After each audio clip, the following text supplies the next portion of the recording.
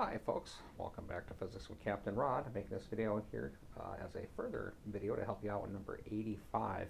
So, when I teach shear moment diagrams, I usually focus on, I believe the proper way is to make cuts at arbitrary values x, use your free bodies to find the shear and moment, and use the fact that the derivative of the moment equation dm dx should give you your shear function, and when you differentiate your shear function you should get minus the load equation. I usually use these as checks to make sure you did it right. This would be a good problem, however, I think, to use this as a problem solving strategy here, because this one is, if you do it by free bodies, can be a bit of a pain. So first thing you'd want to do maybe is find a load function for this, and I already wrote it down. It's linear with a slope of 2w sub o over L. Do the same thing here. This function has the same slope, but it's not going to have the same intercept. At least if you keep a 0 here, you'll notice this backtracks up here somewhere. It should be reasonably easy to find a function that describes this. And then let's just start with this. Minus dv dx is equal to this load function. And I think I'll do this. Put the plus here and do this 2w over L times x minus w sub L. Okay, then integrate this once, and I'll get one step done for you, but I'm not going to do any more. It's your homework. But integrating this one time, this is going to be v equals w over L x squared minus w sub O x plus a constant. Now, apply the condition that you have to have the endpoint here. You should have started this problem by finding the reactions.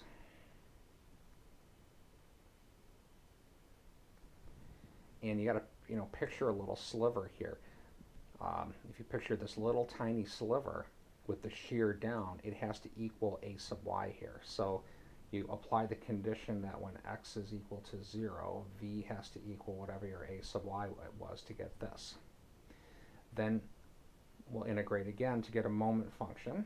That's going to give you a cubic. I'm just going to put blah, blah, blah, blah, plus another constant. Apply the condition that when x is equal to 0, the moment, and again, you got to picture a little sliver here. Let me draw that little sliver, that little end sliver, where we've got the ay up, and the moment this way, and then on the other side, the shear down, and then the moment this way is how we would have drawn it. Now, in this case, you notice the moment has to equal minus a sub y, because the net moment's got to be 0. And by the way, if you picture summing moments about this point, keep in mind that's, imagine this getting infinitely small. So this thing won't contribute to that. So you apply the condition that the moment, let's see, at x equals 0 is going to equal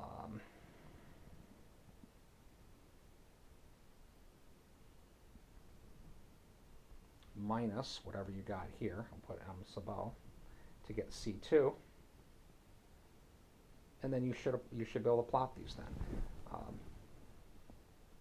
These equations would be good from 0 to L over 2, both of them.